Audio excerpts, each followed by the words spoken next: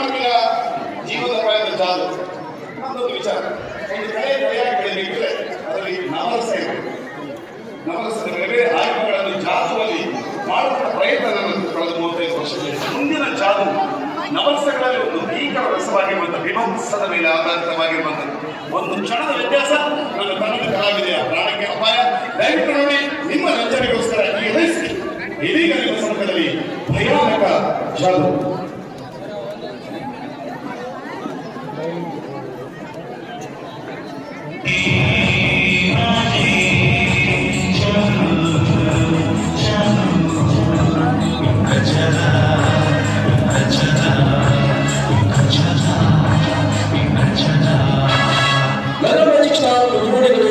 ಇವರಿಗೆ 11 ಪ್ರತಿಷ್ಠಿತ ರಾಷ್ಟ್ರೀಯ ಜಾದು ಪ್ರಶಸ್ತಿಗಳನ್ನು ಗೆದ್ದುಕೊಂಡಿದ್ದಾರೆ.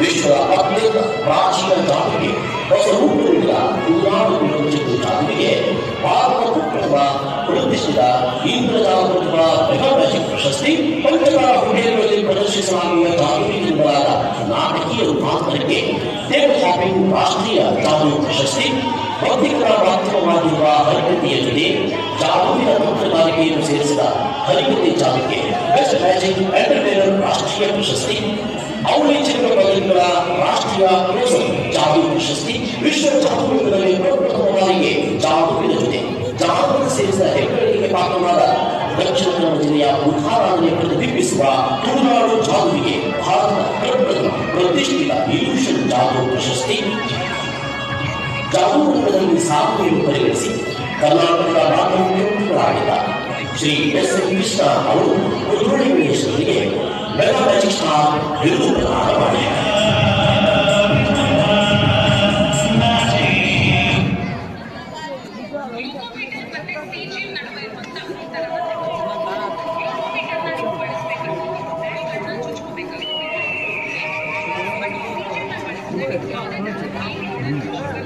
Check